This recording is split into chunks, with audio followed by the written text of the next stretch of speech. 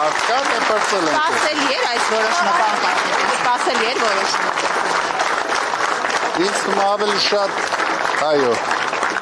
Եվս երկու ամսով տնային կալանքի տակ եք լինելու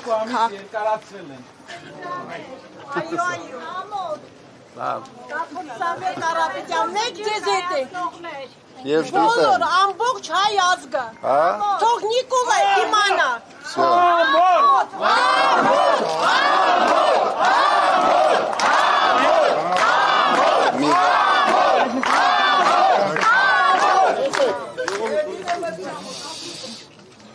Լսում եմ։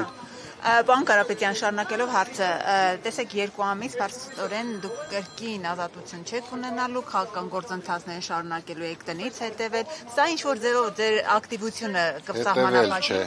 Ղեկավարել։ Եվ ղեկավար, ինչ-որ ձևով ձեր ակտիվությունը կսահմանափակի քաղաքական առումով, եթե օրինակ դուք ազատ լինեիք, ինչ կլիներ։ Իհարկե ավելի ակտիվ կլինեի,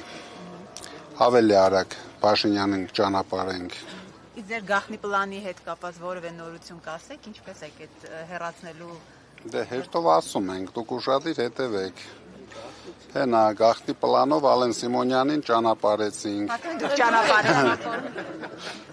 Դուք ճանապարհեցիք ոչ թե։ Բա ով,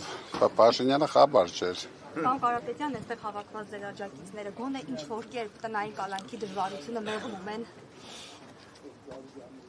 Գլուխը այն մեխանիզմի արդեն չկա, հիմա Փաշինյանը դարել է անգլուխ ձիավոր։ Մեղմում են այստեղ հավաքված ձեր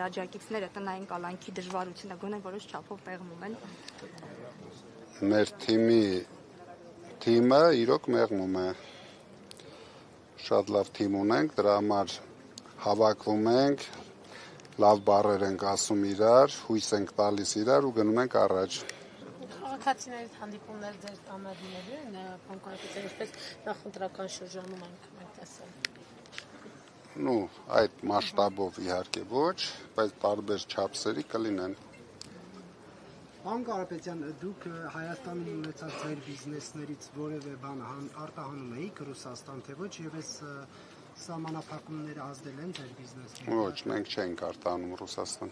Մենք ներքին դաշտում ենք աշխատում։ Շնորհակալություն։